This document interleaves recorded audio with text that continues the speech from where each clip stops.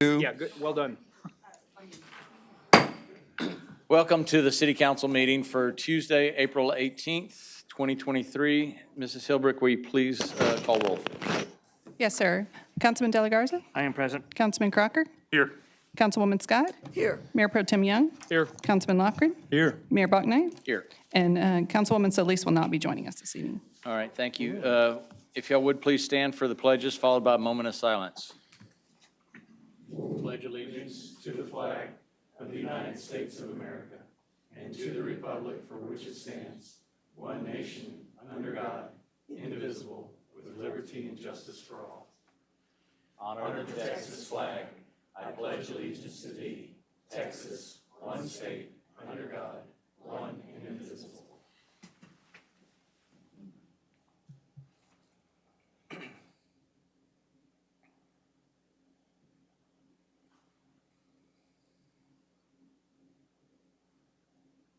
Thank you.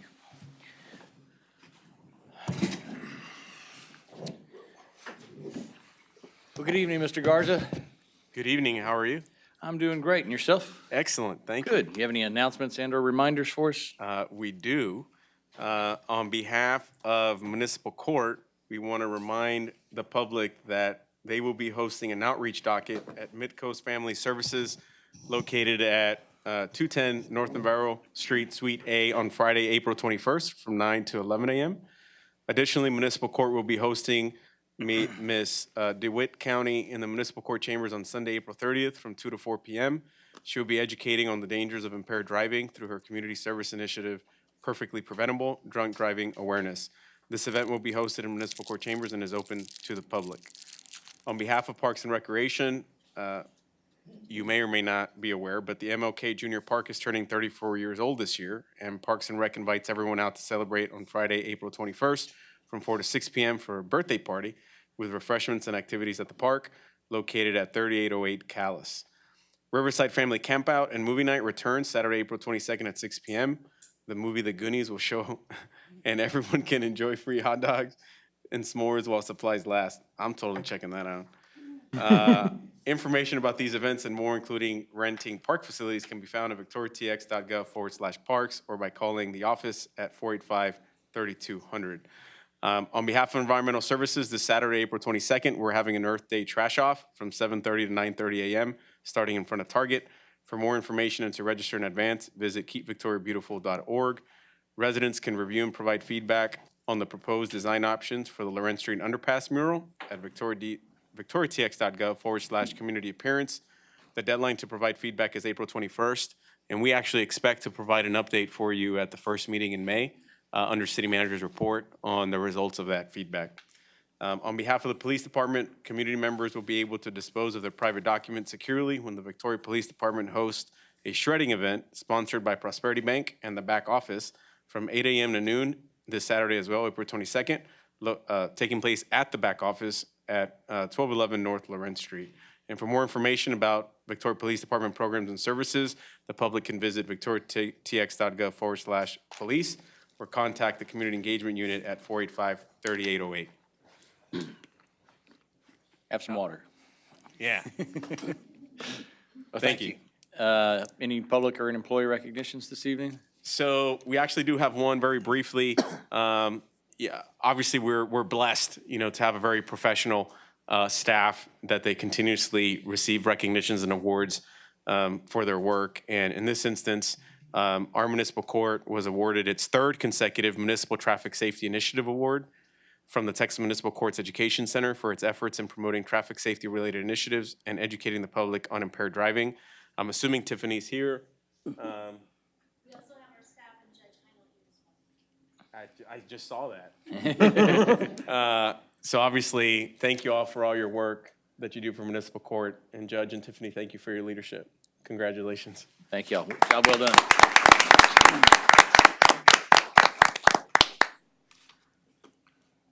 And that's it.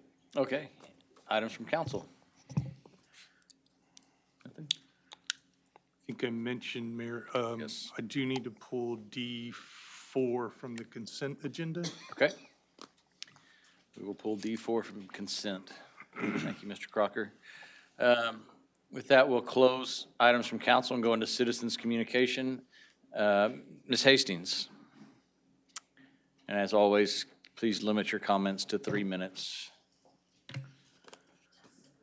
Yes, ma'am.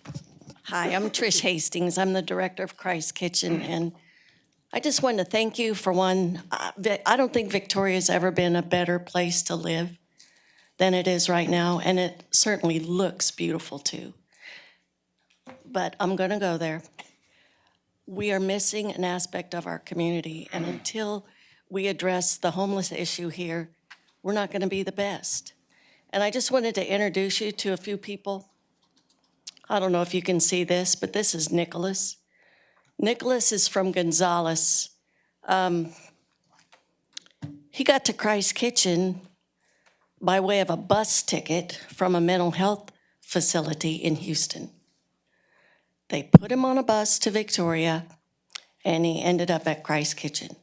He's in jail right now because when he's not on his psych meds, he doesn't manage his life very well. I'm not equipped for this. Christ Kitchen is not equipped as a homeless shelter. This is Chris. Chris worked, I think, for Gulf Bend for many years and years ago. He made a horrible decision, and he paid a price for it. But he's never rebounded from that trauma. This is Troy. I don't know where Troy's camp is. He won't tell me yet. But he shows up every day. George Brown probably has a Mensa IQ. Substance abuse disorder, mental health disorder, and he lives on the streets. He prefers it. Angel Reyna, trauma victim, mentally ill. Jackie Herrera, soft-spoken, hard worker, but he hears voices. And when he's not on medication, he can't work. He lives on the street. I don't know how to help him. And I'd like to suggest that maybe we form a task force with the city, the county, the Homeless Coalition, and Christ Kitchen. We've got to do something to help these friends. This is Dean. Dean was a small business owner here in Victoria for years. Won't tell me what happened, but he lives on the street now. He suffers from a substance use disorder. This is Stanley, over 65. He's in the hospital now because he chooses to live on the street. I don't know if he's going to make it. This is Naomi. Naomi wanted her picture taken. Thanks. Point Ms. made. Hastings. Ms. Pickens.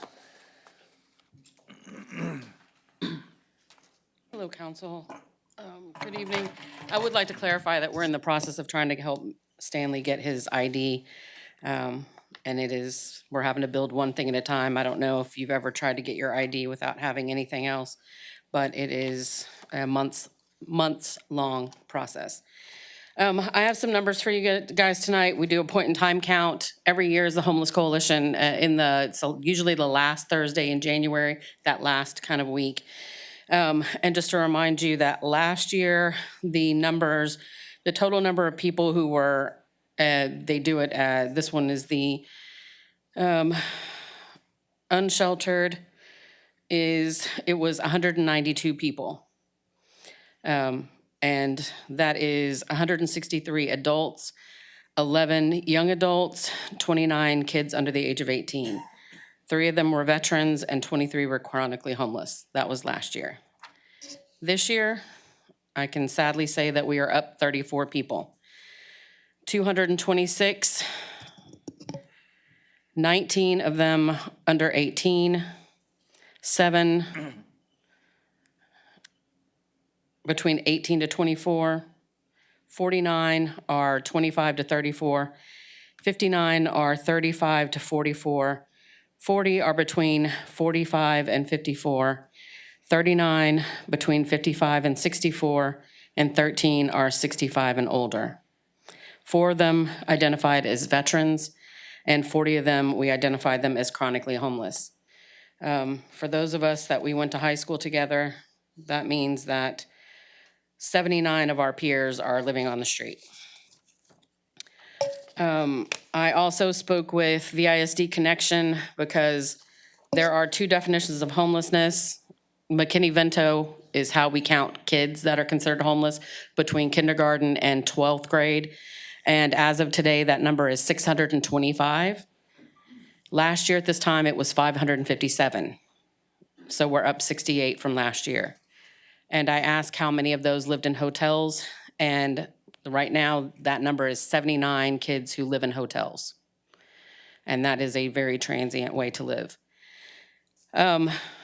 I'm going to concur. This is something Trish and I have talked about. We would really honestly like to come up with a task force between the city, the county, the Homeless Coalition, which includes all of our partners, Gulf Bend, Midcoast, all the gamut of anybody who touches and deals with homeless folks or those that are on the verge of homelessness, and Christ Kitchen, because we need to come up with real solutions. The thing is, we don't need to reinvent the wheel. There are other cities who've had success in helping people, success in housing first situations, but we have to keep working at it.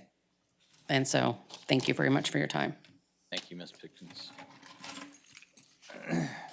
Mr. Von der Rohe.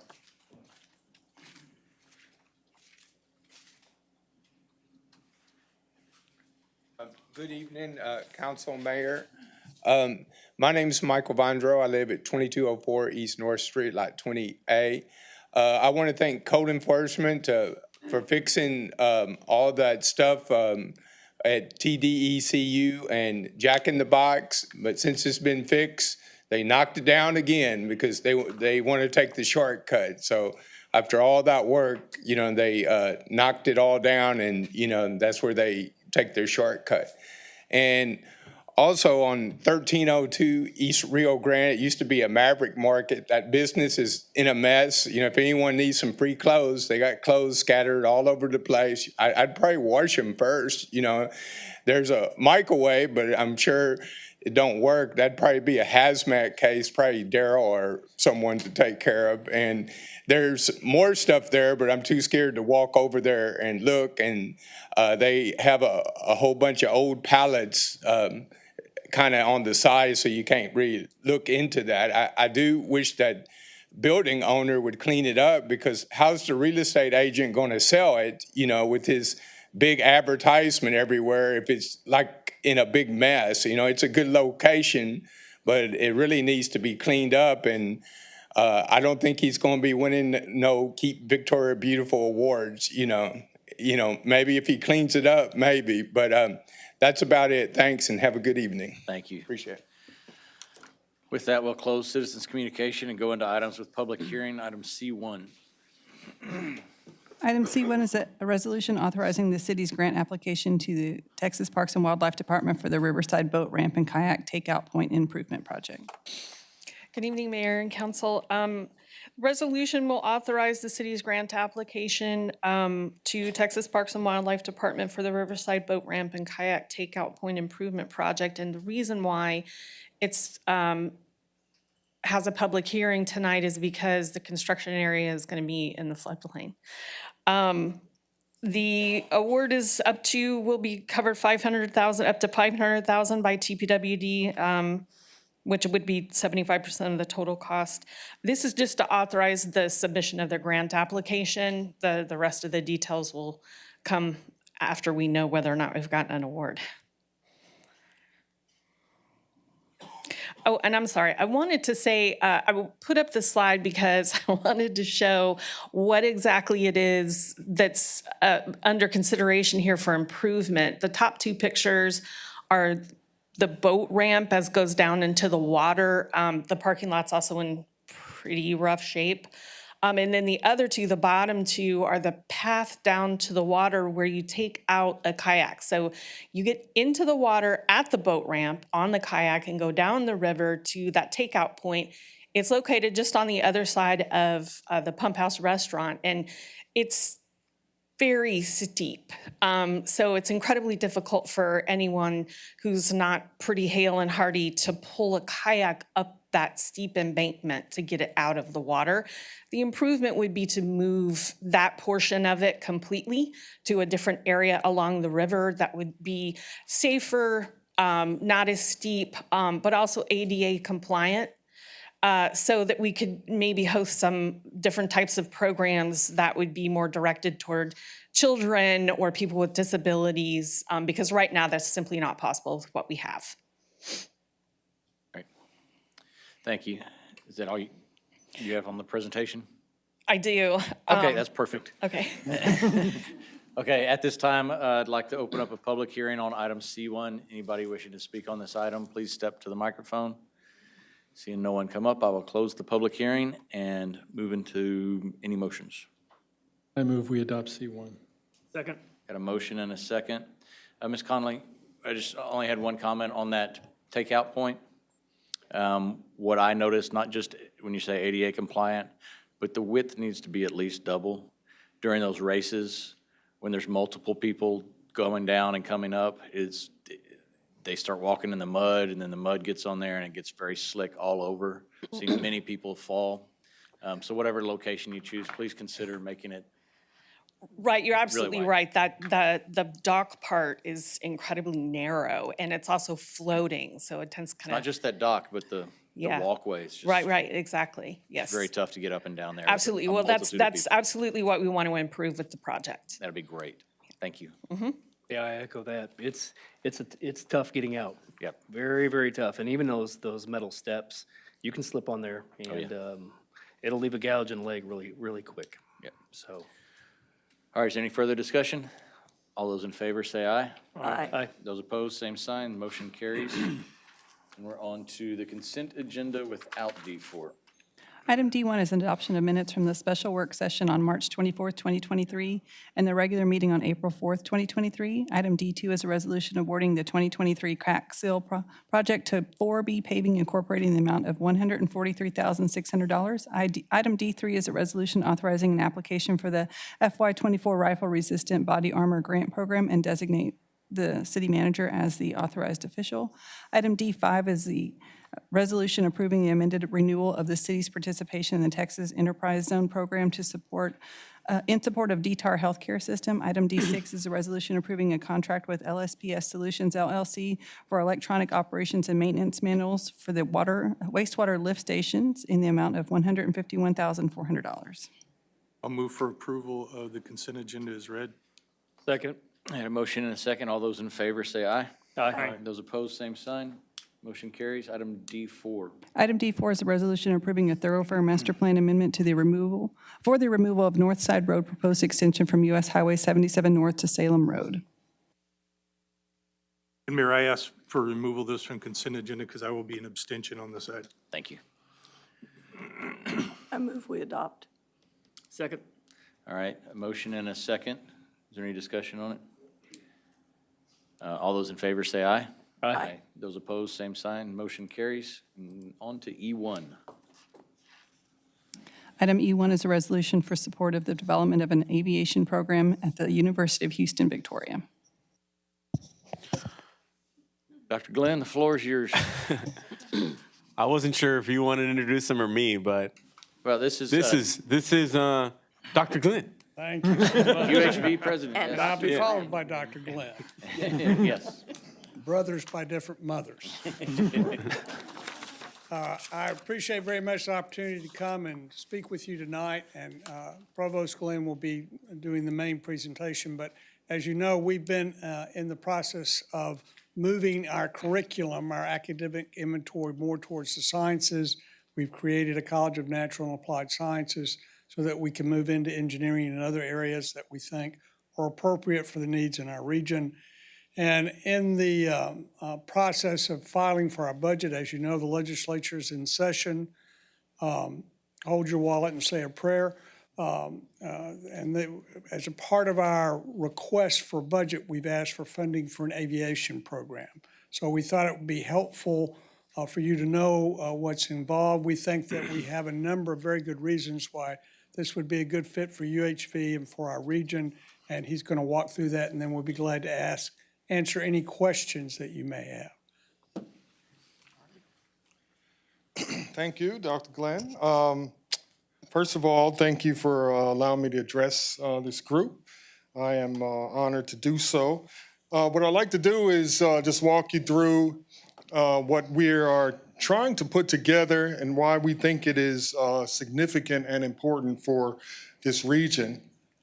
So in trying to put this together, it isn't as long as it appears. We in academia love to put outlines and tables of contents, but these are the items I'll quickly take you through. So we're exploring the creation of this program, and we really see a great benefit based upon the fact that we have a airport with a mile-long runway. We have an airport that has a tower, and for a regional airport, that is unusual, although we know this was a former military base, so that's why it has those types of capabilities. Plus, it's very conducive, giving the proximity to the coast, as well as an airspace that is not as busy as some of the other major cities that are around us.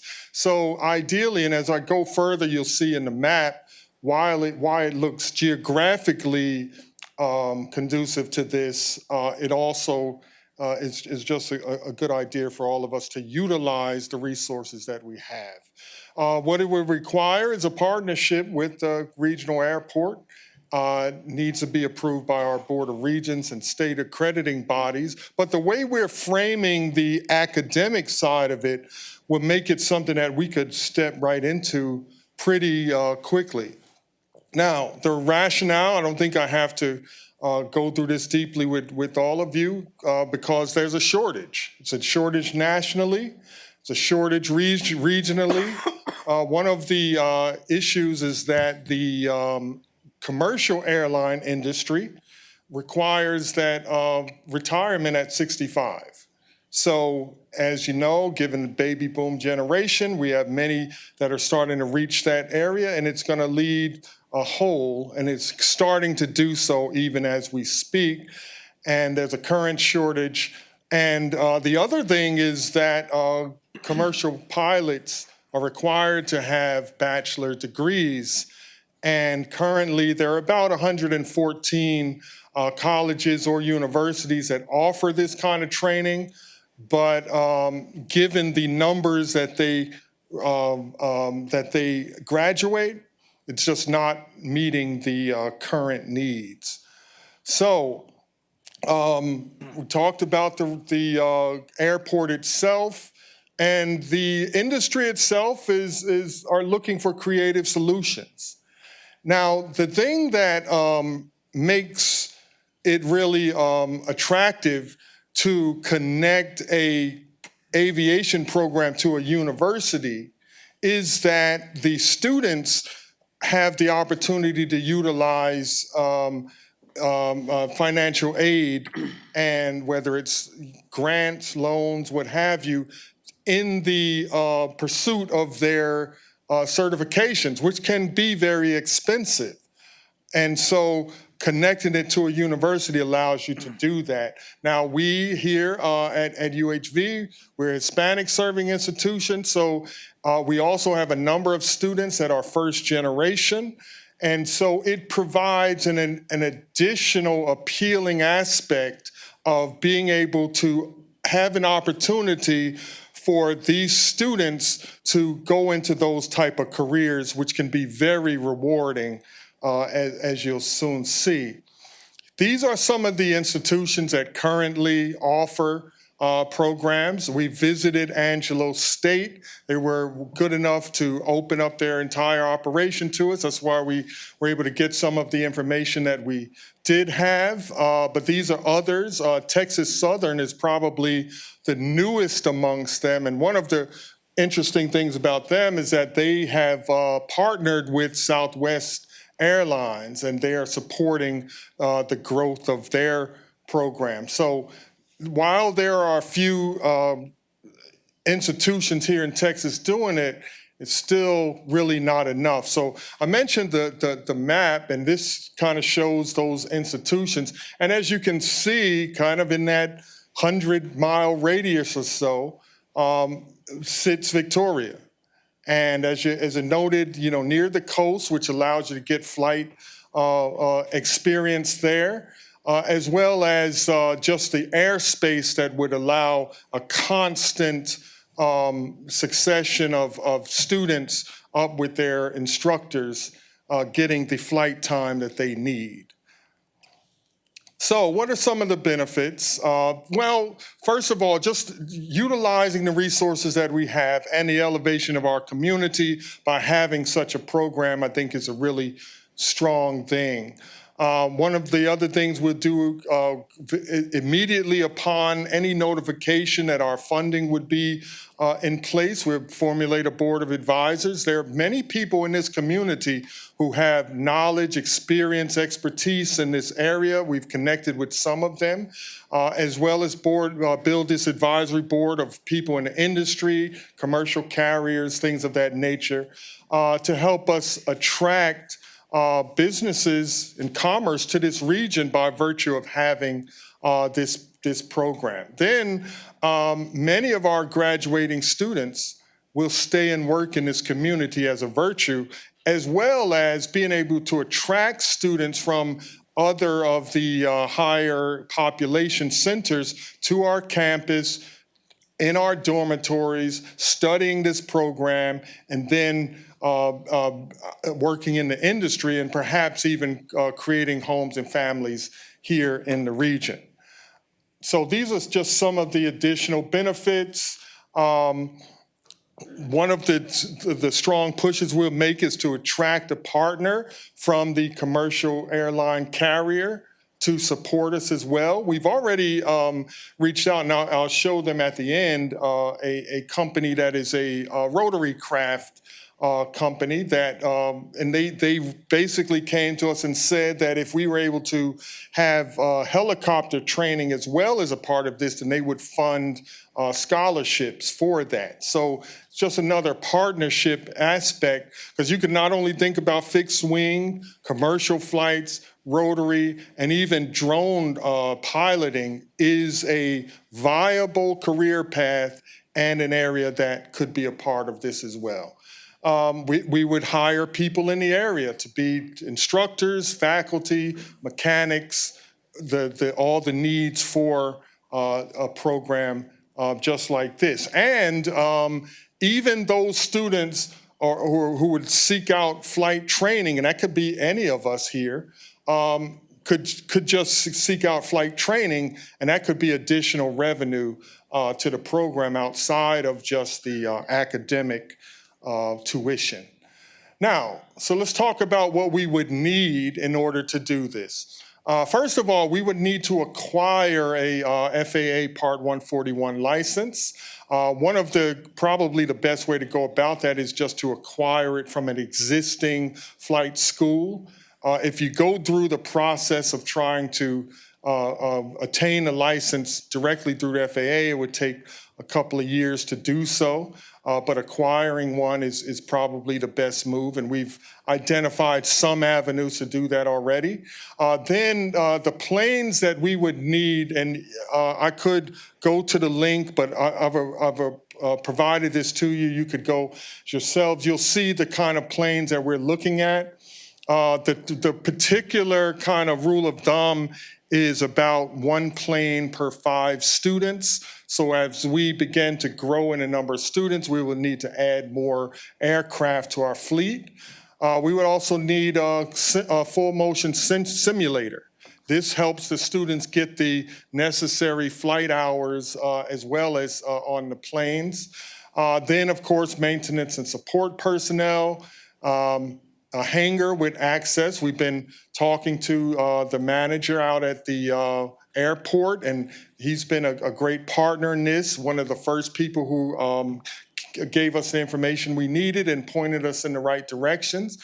Flight instructors, an academic program director, and then an academic program. And as I mentioned, one of the aspects we're looking at, and this is really an appealing thing, is that we're looking at how we can attach this to any academic program.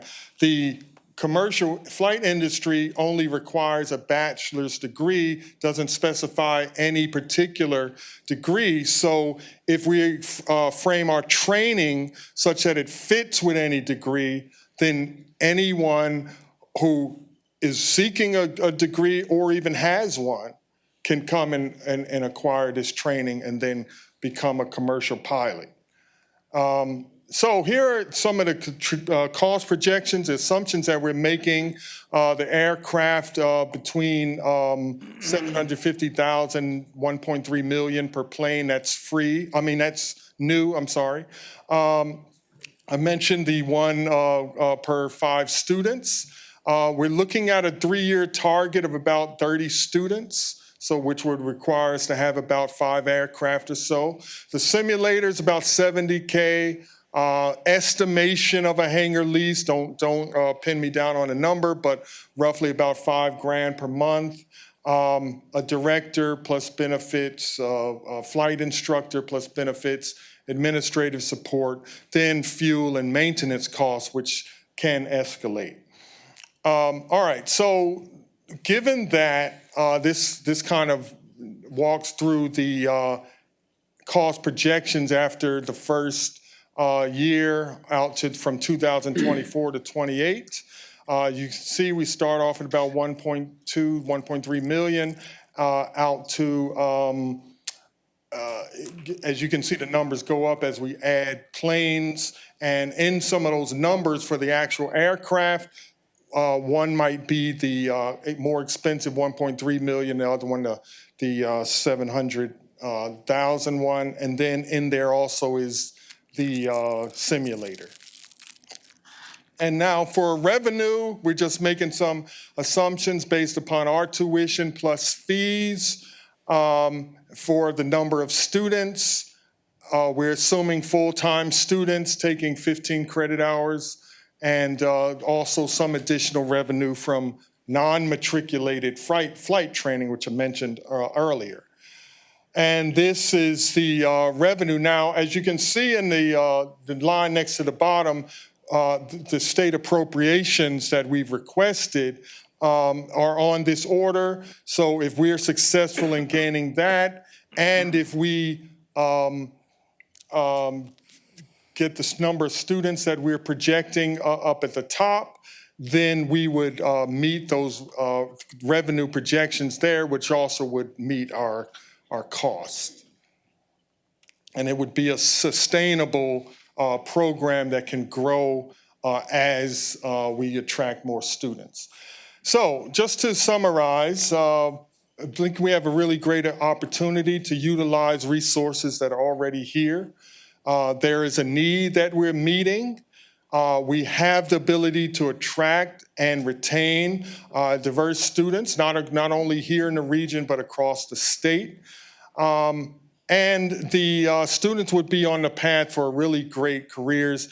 Median salaries in the commercial flight industry is $134,000. Know that flight pilots go as much as $400,000 a year in salary. So there's a great opportunity to partner and also look at federal opportunities that could support us as well. We have gone to some of our U.S. Congress people and talked to them about this and actually also soliciting their support. And the reason for getting all of this support and what would be critical from getting it from you all as well would help us to make the case to some of these external supporters like the carriers and other larger donors that might be able to help us to really make this thing take off, if you pardon the pun. All right, so Victoria presents this ideal location, and UHV being the central 4-year institution, I think it's the right thing, the right place at the right time. And there's all kinds of support we talked about in Katy. We have a teaching center in Katy. we could have students who are learning in Katy but come here to do their flight training. Houston as well. There's just all kinds of different type of permutations, a partnership with Victoria College, because we've already signed an MOU to connect with them from the 2-year to 4-year. We could even see where VISD is connected through dual credit into Victoria College, to us, flight training, just a wonderful thing for our community that we could talk about. So as I mentioned, these are just some of the people that we're working with, partnered with, or even talked to. And Bristow is the company that I mentioned that is a helicopter carrier. I believe they serve like the offshore platforms, things like that. So they need pilots, and they would want to have us help them put people on that pathway. So with that, I am done with the presentation, and if there are time or opportunity for questions, if you like. I'm excited about the Sounds great. prospect. Yeah, sounds great. Yep. I appreciate y'all trusting in Victoria even further, and we look forward to having this year. Well, we think it's a genuine win-win proposition for the city, the county, the region, and for the university. Yes, As sir. well as for the students who come to us. Well, great. Thank you. Thank y'all for putting in all the legwork and getting this going. I think it's just going to serve our region well for years to come. Okay, with that, any motions? I'll move for approval of item E1. Second? All right, got a motion to approve item E1. Is there any further discussion? All those in favor say aye. Aye. Those opposed, same sign. Motion carries. E2. Item E2 is the reappointment of the Health Authority for the City of Victoria.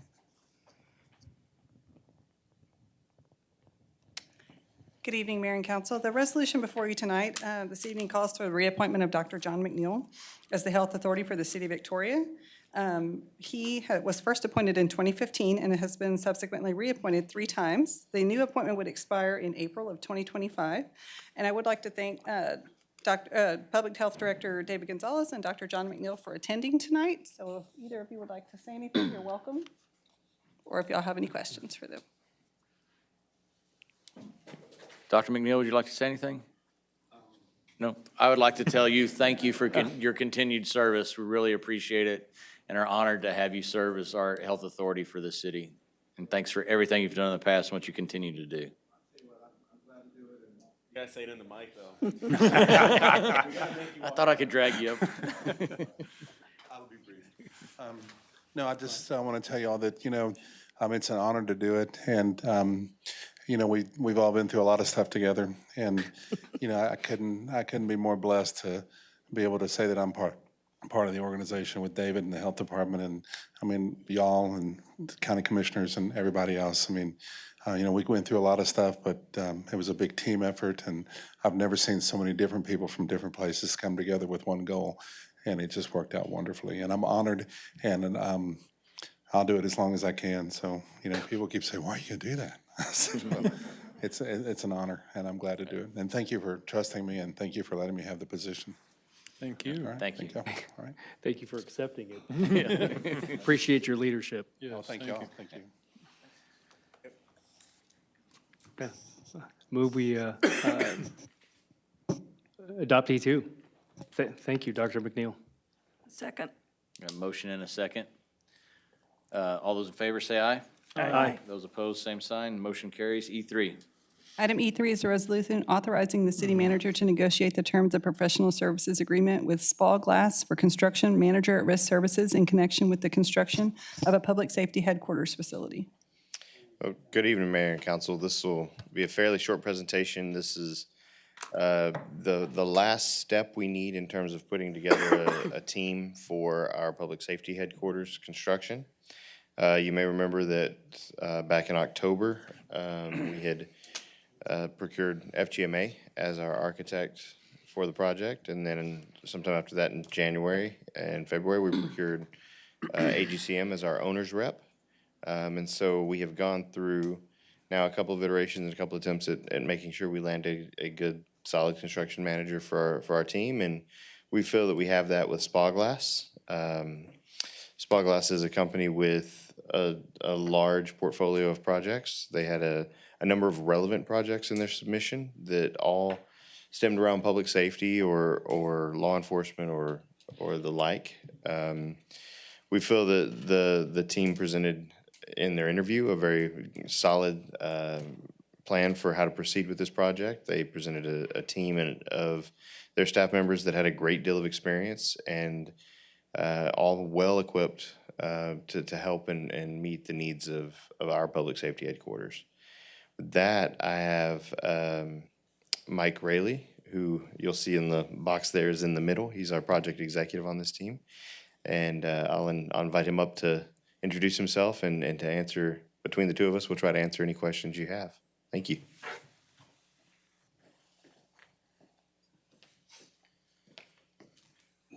Good evening. I'm Mike Rayleigh, Spyglass Contractors. We are very excited to be involved with this project. This is a market that it's kind of in between three of our offices, and we've targeted, but we've been down here for a client, Frost, and we're looking to get back and get down here.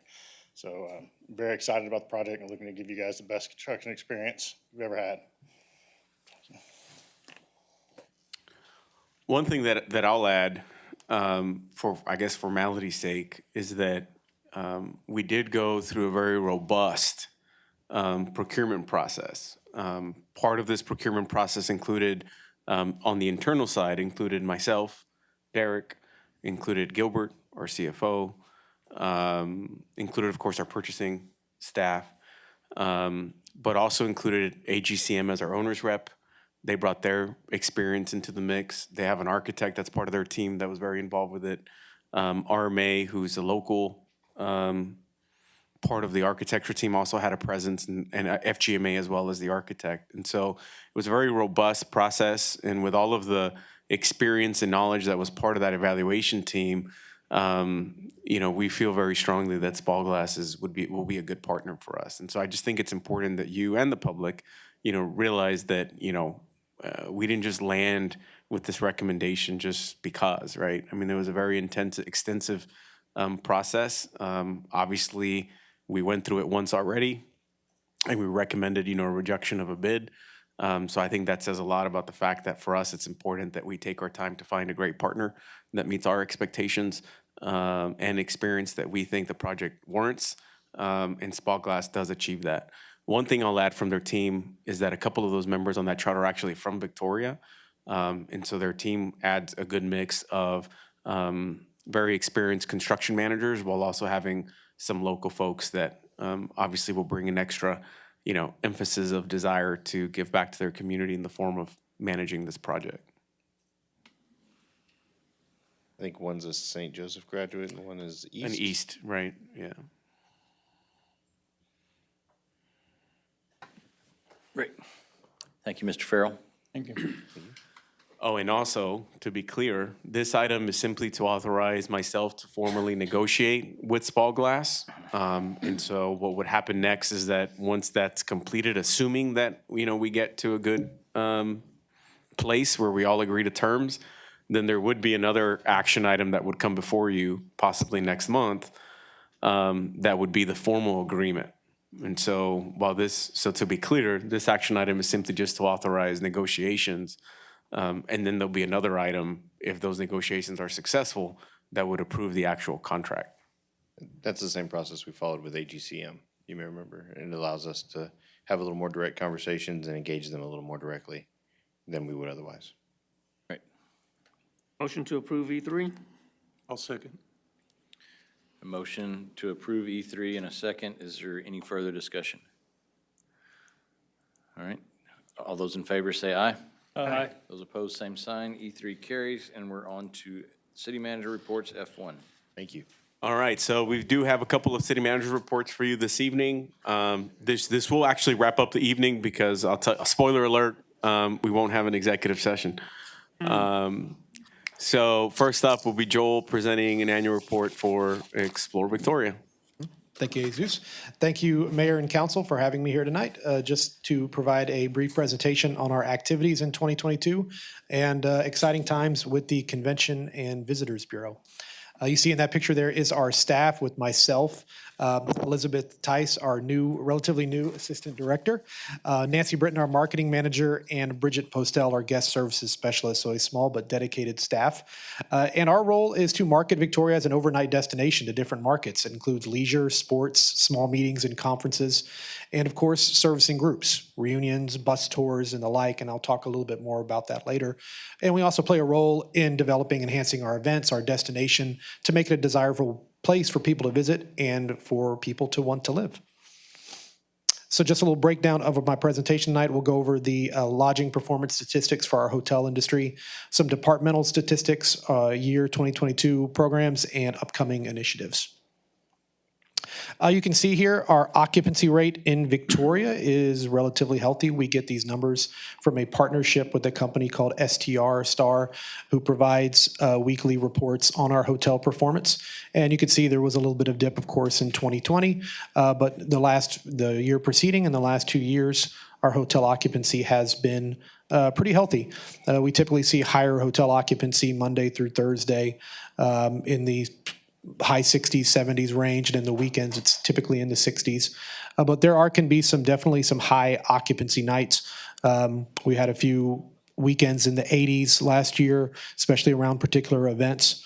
So we can definitely see a bump in weekend traffic when there's large events going on. Our average daily rate is more than it's been in quite some time. I attribute that probably to inflation to a degree, but it still is a very attainable rate that folks can use to secure rooms. We are quite a bit lower than other larger markets such as Houston, Austin, San Antonio. So it does give us a tool to be attractive, especially to things like sports tournaments, folks who are price conscious, but we can take advantage of our geographic location, central location, to pull those kind of events in. This is just showing a graph on how the occupancy trends from month to month. You can, of course, see the major dip we had there in 2020. But typically, though, we bounce back pretty quick. And our occupancy right now is falling in line with other months. And we are going to be making efforts to reach out to our hoteliers to see what the fluctuation from month to month, why March, April is higher, and December is lower. We can obviously think that holidays have a part to play in that, but in events, especially March, April, May. But we'll be looking into that research here soon.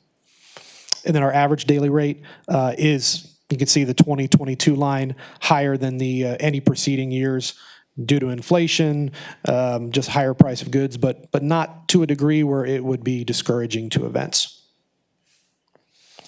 Some exciting statistics for us to talk about are our departmental statistics for the year. You can see that we had a record number of website visits in the calendar year 2022.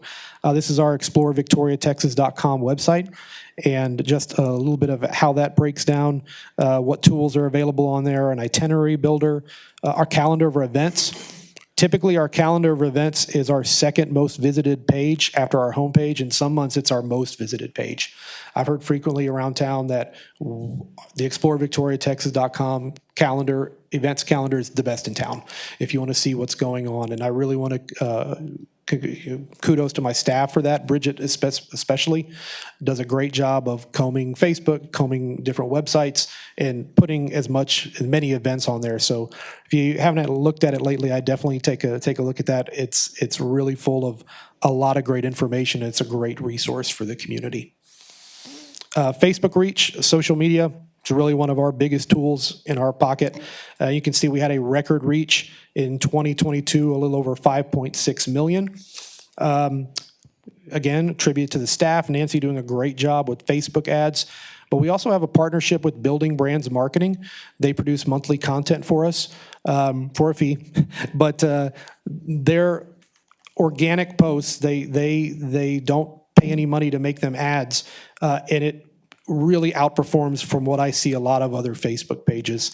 You know, I went to, my staff, we went to a conference in September, and there was a social media guru there saying, if you're not paying for social media, you're wasting your time. You know, you need to be spending money on every ad. And I looked at my staff and I'm like, we must be doing something different, because some of our posts are doing really well. We had one for Bloom and Flower just a few days ago that had a reach of over 40,000, and not a dime was spent on that in terms of, you know, promoting it as an ad. So that partnership with Building Brands is really paying off to make a really good organic reach.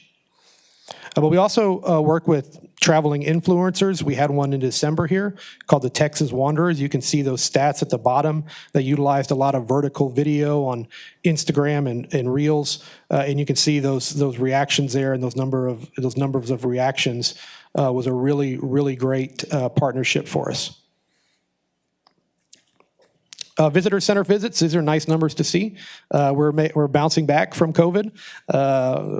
Visitor center visits a little over 1,200 last year. You know, we're a small visitor center at 700 North Main, but do a great job with hospitality and provide a welcoming environment for folks.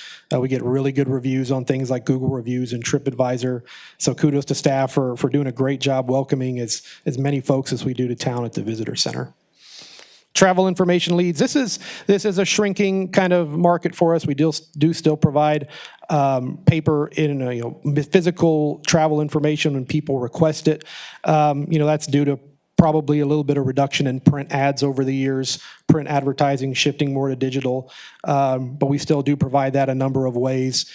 Ads and things like Texas State Travel Guide, the Texas Events Calendar, a partnership with tourtexas.com where folks can request travel information, ads and things like Texas Highways, or they can reach out to us directly, whether on our website or just give the visitor center a call, and we'll be happy to send you some information. So we do get a couple of phone call requests and website requests over the year. Email marketing, we do a very good job with this. I think Nancy is very proactive on this. We very consistent. We weekly put out some kind of e-newsletter based around some kind of content, some kind of event or activity in Victoria.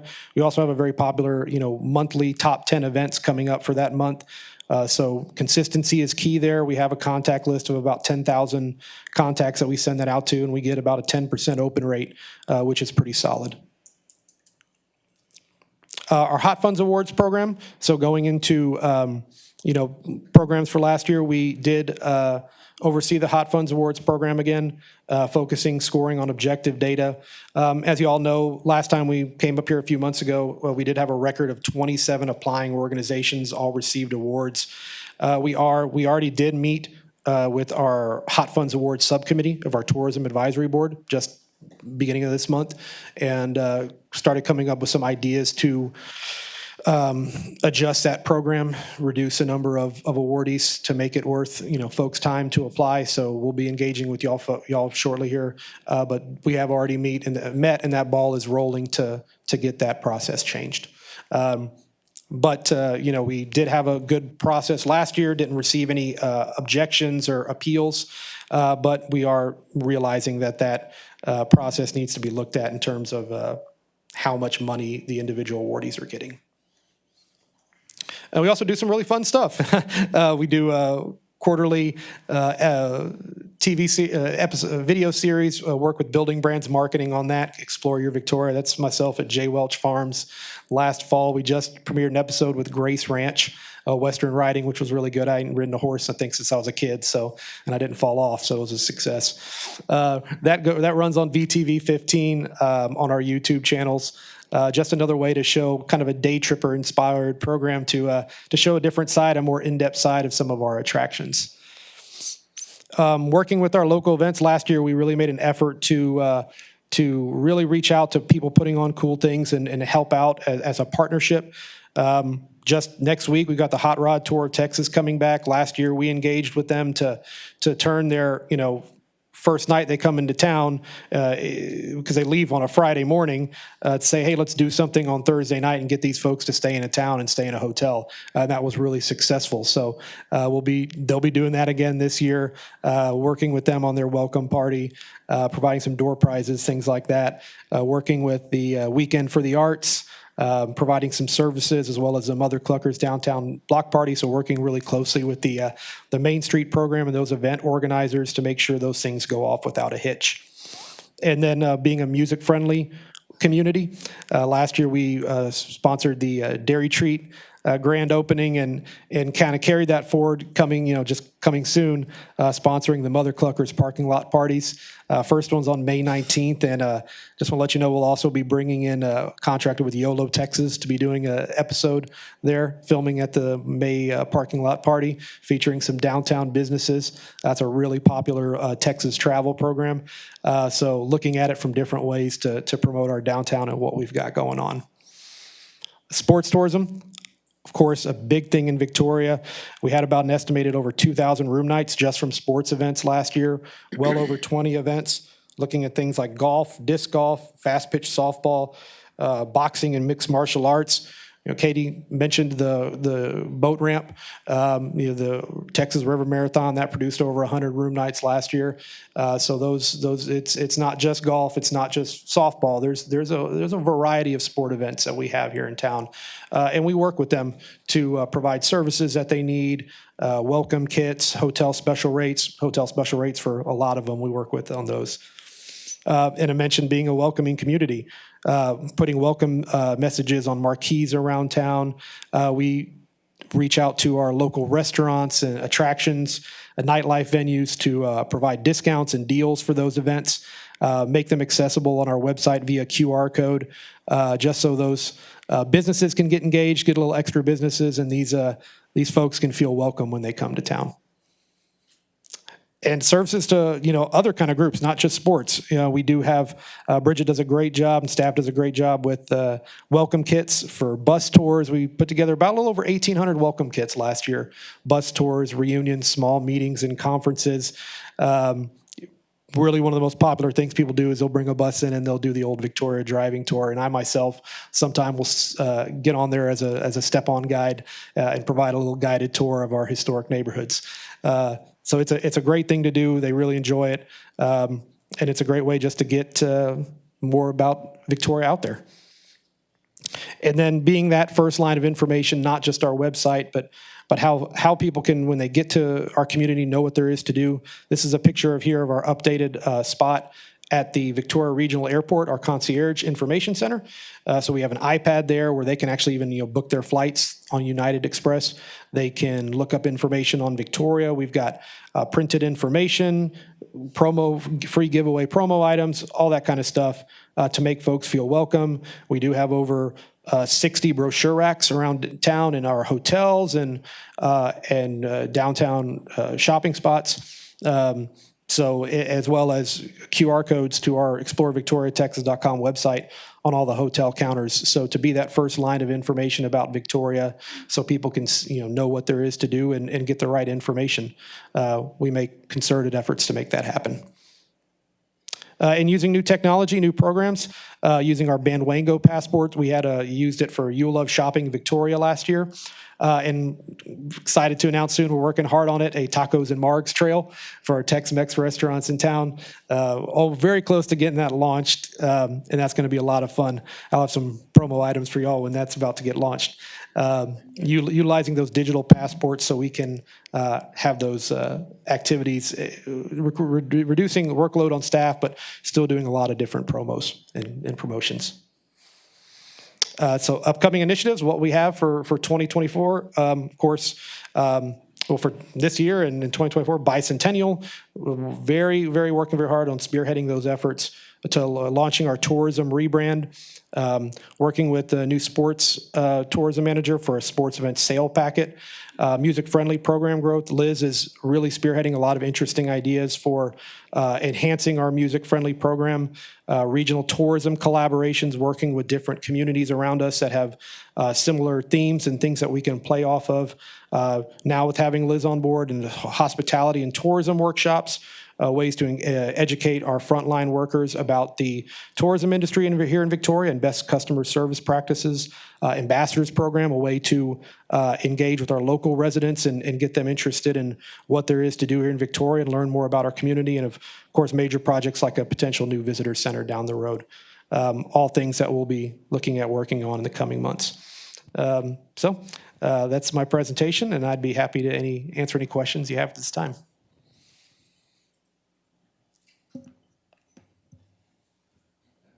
Okay. A lot of Thank good you. things happening. A lot of good things, and you're going to be very busy over the next year or two. Yes, sir. Appreciate all you're doing for that. Job security. Job security, yeah, that's right. Well, next up, you're going to get a twofer, actually, because Danielle will talk about economic development and Kate will talk about Main Street. Right. Good evening, Mayor and Council. So what I have here for you tonight is the 2022 Annual Report for Economic Development. We'll briefly go over the mission, retail recruitment, development projects, other projects, and future goals. So our mission in Economic Development Department is to foster economic growth through collaboration and innovation for the continued prosperity of our community. And I think as we go along, you'll be able to see through the projects that we really try to strive for that mission. So last year, when I stepped into this role, I got thrown into a lot of retail recruitment, and it's been very exciting and fun along the way. And thankfully, I've been able to keep up and keep track of all the contacts that I've made. So we attended the ICSC Red River Conference in Dallas, which is the International Council of Shopping Centers. We attended the ICSC conference in Las Vegas, attended Retail Live. And with those 3 conferences, visited with about 113 retailers.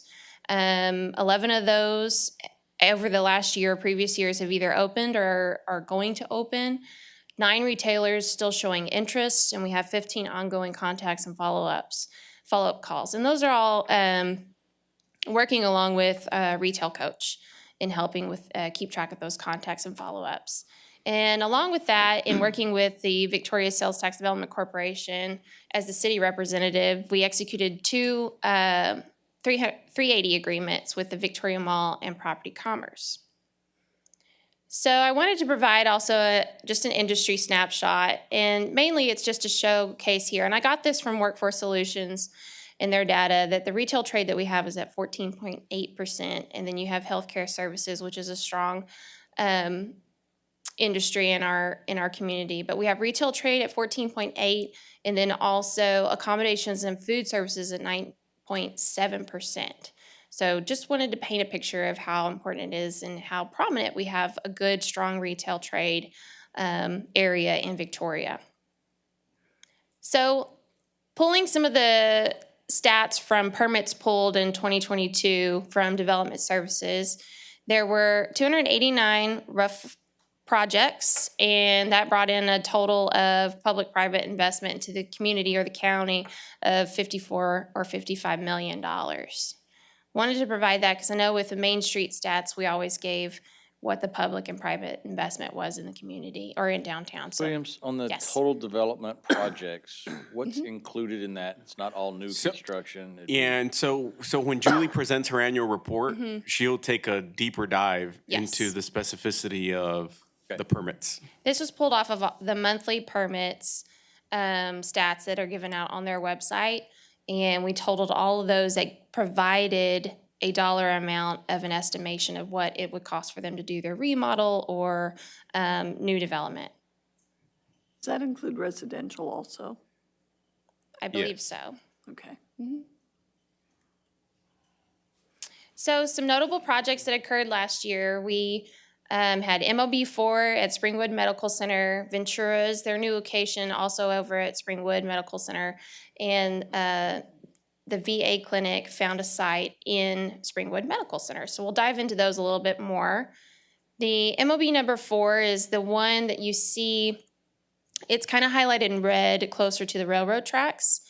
That is currently under construction. It is a new family practice that began construction in 22, which is just south of the new Ventura's restaurant location. And then coming in 23, there will be the construction of the new VA clinic, which is what you see in red and green. the 4.16 acres. So the total development is scheduled to create 100 new jobs by 2026. Here's an image, conceptual, and I took that picture yesterday. So construction is coming along very nicely over there on the MOB number 4, and it's scheduled to open in December of later this year. Ventura's is still there. They, I believe, are still waiting on some equipment before they can actually move in and open their services. So an opening date is still to be determined. And here's a conceptual design of the VA clinic that is proposed to complete in, that's a mistake, spring of 2024, I believe, not 2054, and a closer up of the site plan.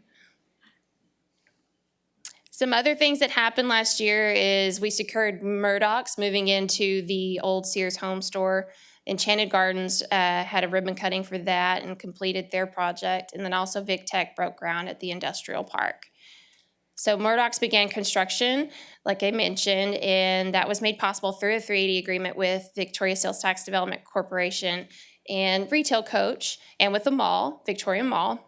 This investment resulted in recruitment of also Longhorn Steakhouse, which will be right outside of Murdoch's in the parking lot in the future. The completion date for this project is August of 2023, so later this fall. And here's another design and picture.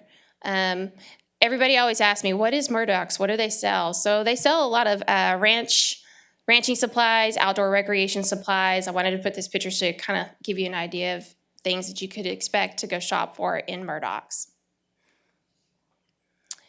Enchanted Gardens opened. That was a Real Text Development Corporation and Victoria Housing Finance Corporation came together and were able to create this workforce housing for a $31 million project and 168 units. As mentioned, Vic Tech broke ground on phase 1 of their new manufacturing site in the Lone Tree Industrial Park. This was made possible through Victoria Economic Development Corporation and Victoria Sales Tax Development Corporation. This facility will be 50,000 square foot warehouse, create 20 jobs. Again, this is just phase 1 of more to come, and completion date should be around 2024. And they are a Caterpillar supplier. Other projects and initiatives, we embarked on the Newmark study. Economic Development Corporation and the City of Victoria worked together with Newmark to create a new economic development strategic plan.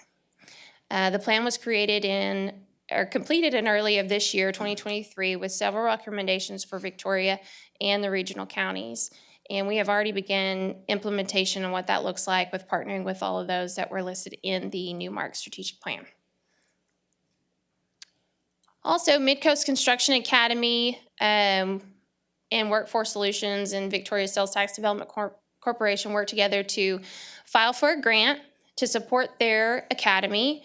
We are still waiting to hear back from the state if we've been awarded the matching funds, but it is looking positive. So that is a 50-50 matching grant from the state for a total of $300,000, and the Midcoast Construction Academy will benefit from that. Currently, there are 34 high school pre-apprentices, students in the class, 28 electrical and 6 for HVAC.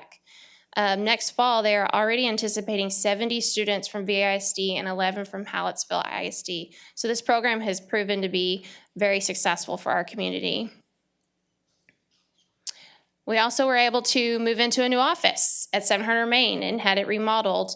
Kate Garcia became our new Main Street manager, and we just recently hired Christy Cruz as an administrative assistant. So that has created tremendous efficiencies in the department, and we've been able to check more things off the list and be more productive with Main Street and economic development.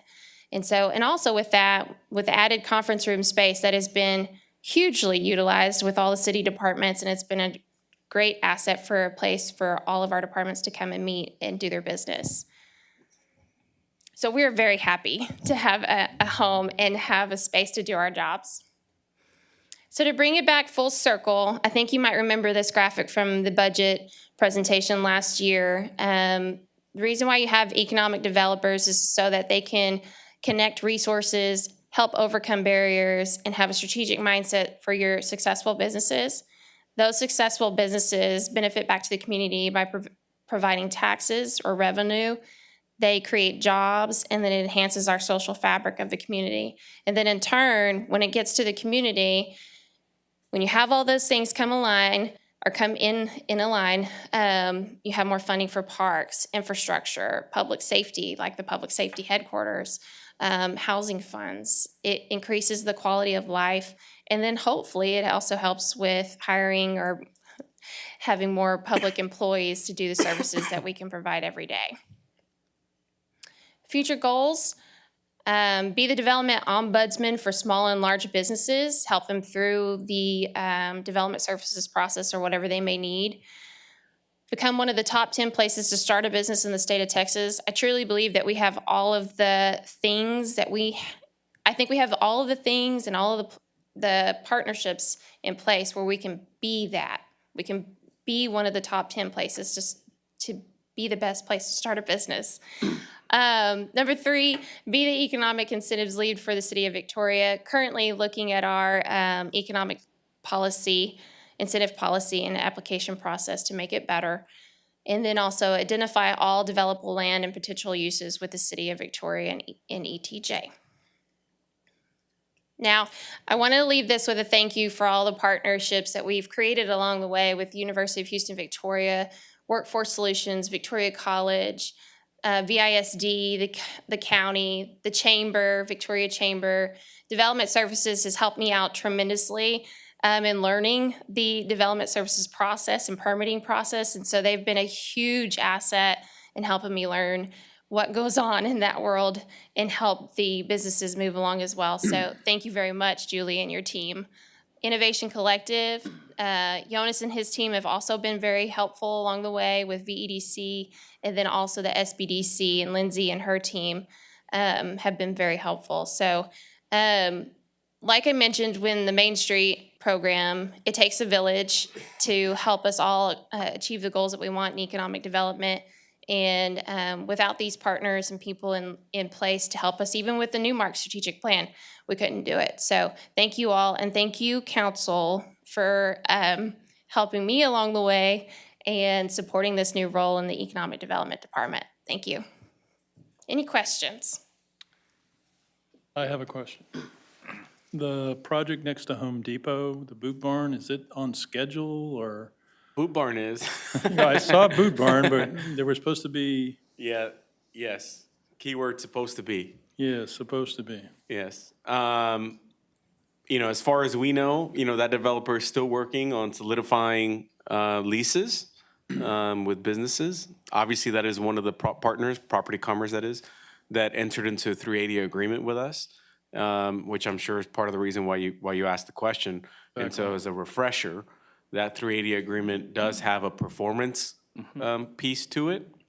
So that developer has to, in essence, produce X amount of sales tax revenue for us in order to not be on the hook for paying us back, for the roughly $900,000 that we spent on relocating the off-ramp. And so that's there. So the onus is on the developer to make sure that they meet that. And if they don't, well, then they'll reimburse us, that money that we were out. But as far as we know, the developer continues to work on solidifying leases. We do know that realistically, some of the tenants that he was going after, are exploring options. So as an example, right, we've all know that Bed Bath & Beyond is closing. And so we know that there's a lot of interest in the Bed Bath & Beyond space from some of the retailers that he was going after as part of his development. And you can't blame the retailers for exploring, their options as they become available.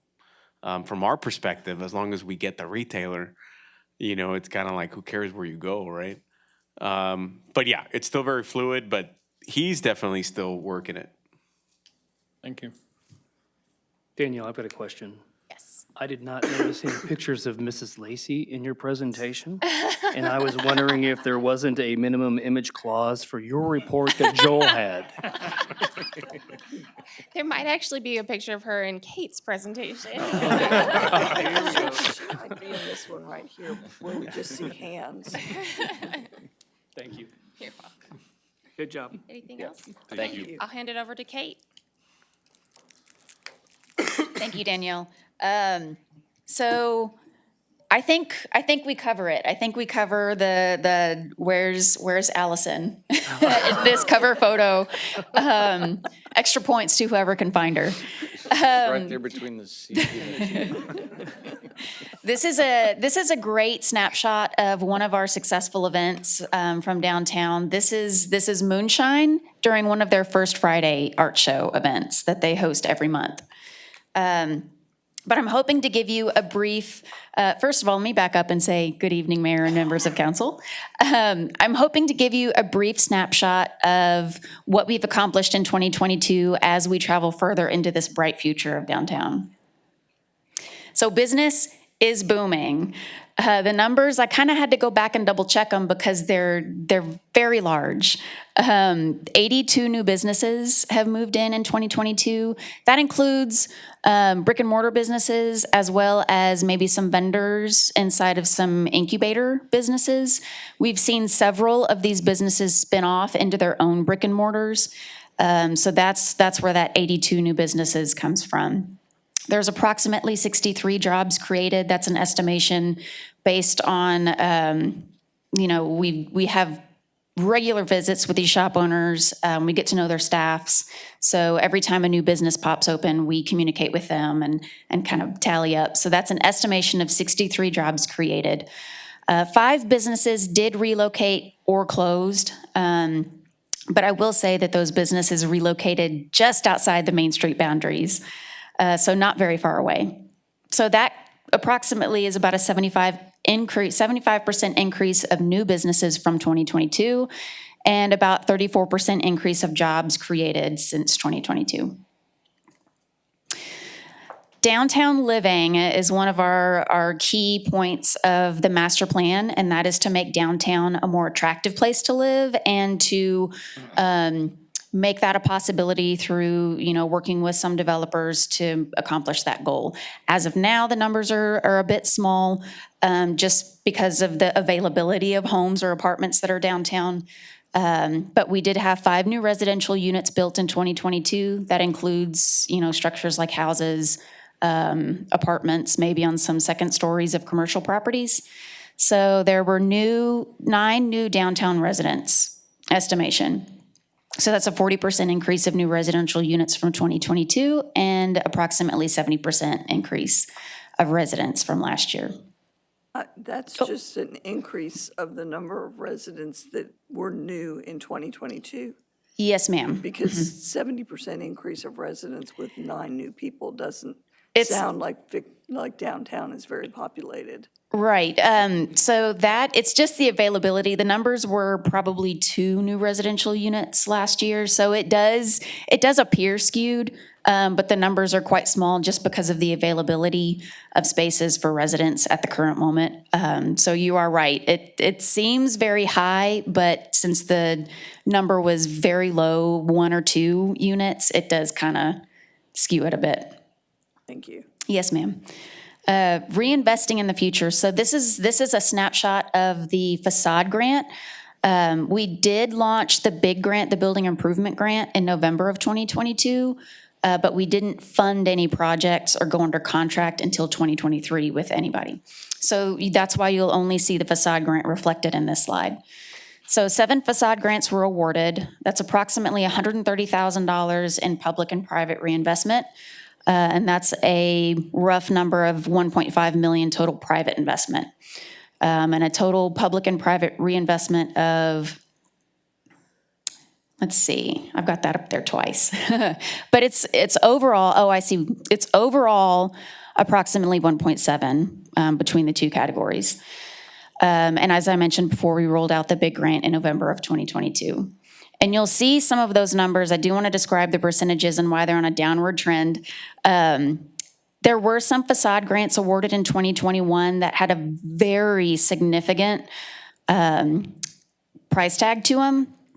One of those, as an example, was the renovation of the theater, the Victoria Theater. That was several hundreds of thousands of dollars on the private investment side, and it was a $10,000 contribution to the facade grant. So you'll see kind of some downward trends.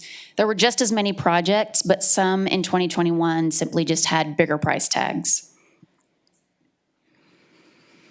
Some of the facade grant recipients from 2022, Greek Brothers got a facelift. They got a soft wash, as well as some windows replaced. They had supplementary lighting placed on the outside. So now that they have completed their outside, they are planning on doing some investment on the inside.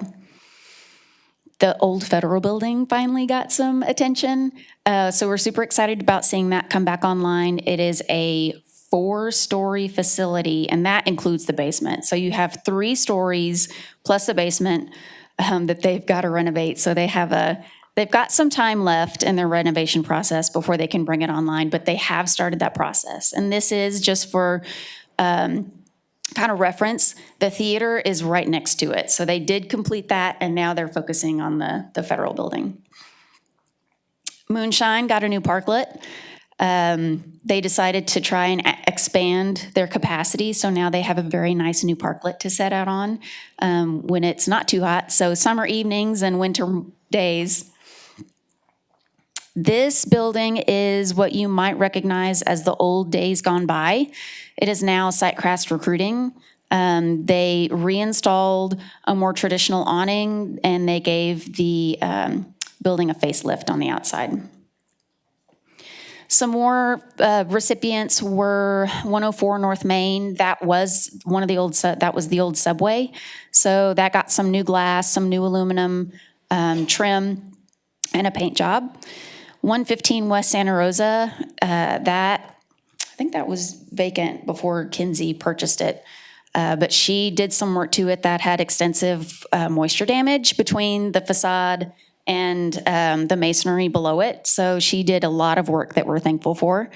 209 South Main, that got a new roof. 204 North Main, that is the Ballet Academy.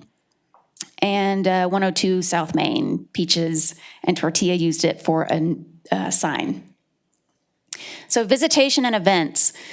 Last year in 2022, we had hosted or co-hosted 34 outdoor events. Now, the visitation number is an estimation based on our consumer intelligence software and geofencing. So we saw approximately 317,000 visits, and that was from approximately 114,000 visitors. You'll see some logos from some popular events that either started or really gaining momentum as of 2022. Guac Party, you'll see. Sixth Realm House and their ghost tours have become very popular and bring many people in the downtown area. Mother Clucker's Downtown, they do many markets, many different types of events. Innovation Collective hosts a lot of their events in the downtown area. You'll see Victoria Art Walk down below that. First Friday, as I mentioned in our cover photo on the presentation, Moonshine hosts that. And Viva Texas Film Festival had their inaugural event last year. And I want to take a second to really thank a lot of key partners that bring these events either to the area or help us execute events or improve events from organizers.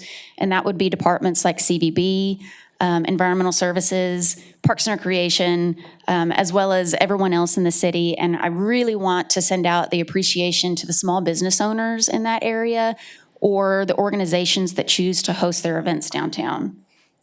You'll see why in a second. So this is a snapshot from that same consumer intelligence software that we're using now to kind of help us improve consumer experiences with our department. We bring in, each little dot is one of those visitors. So we're not just catering to visitors in Texas, we're catering to visitors outside of Texas, all over the US. And I feel bad because I cut off Hawaii and Alaska, and we do have visitors that have visited the area during the 2022 timeframe. But this is a really good representation that we're not just catering to regional visitors. Arts and culture is really picking up pace in the downtown area. Some of the bigger projects that you'll probably remember, the crosswalk art, I didn't put all 9 of them on there, but there's 4 of the more popular ones, and we are planning to implement more of them as the years go on. And then the Prima piece is our Frida Kahlo piece that's outside of the Box Coffee. Looking into the future, we're looking to establish cultural districts through the Texas Commission on the Arts, proceed with the De Leon Plaza expansion project. We continue to implement the downtown master plan goals. We'd like to complete Santa Rosa mural restoration project. This is the mural that's on the outside of El Paso. It's off of Santa Rosa Street. So this was done over 30 years ago, and we'd like to restore that mural. We'd like to partner with CVB to plan the bicentennial celebration and continue to track metrics for revenue and event attendance within the main street. Those metrics, we've started to kind of figure out a plan to track these metrics. Some of these events, I feel like this is important to note that some of these events that are coming downtown, if not all of them, we've noticed either a doubling or close to tripling of revenue that the businesses experiences when these events are held downtown. So that in and of itself should really bring home the fact that these events are reaching folks, bringing them into the downtown and revitalizing the area. And with that, I would like to thank you and ask if there are any questions that I can answer. No, I want to thank you. I get tons of compliments all the time on the happenings in downtown Victoria now. There's a lot of excitement about it, and it's due to a large part of the hard work you've been putting in. Appreciate it. Thank you. Thank you very much. One thing on that list that you had on the previous slide, can you add in there refurbishing our existing bronze statue? Yes, we can look into that. We can add that to our focus. Mr. Hinojosa's son, David, had talked to me about it, and he knows of the way that those things are refurbished so that it brings back the original bronze luster, and it'll match better our new statue. That is a great idea. Thank you. And they'll actually be here next Wednesday. Joe confirmed with me that that artist and his son will be in town next week for the unveiling of Patricia La Garza portrait. Oh, fantastic. So that'll be a good opportunity for us to chat with them. Very nice. Both of those men are very nice to visit with. Thank you. I do have one more quick thank you if you'll entertain me. That is to Kristen Kopecky. She's our downtown coordinator. Without her, I mean, she just is the glue. She's the glue that holds everything together in that office, and I want to give her a big shout out. Thank you. Thank you very much. Thank you, Ms. Garcia. And that is all we have for this evening, folks. It's not even 7 yet. I know. Okay, well, Not even before we start anything else, we're adjourned.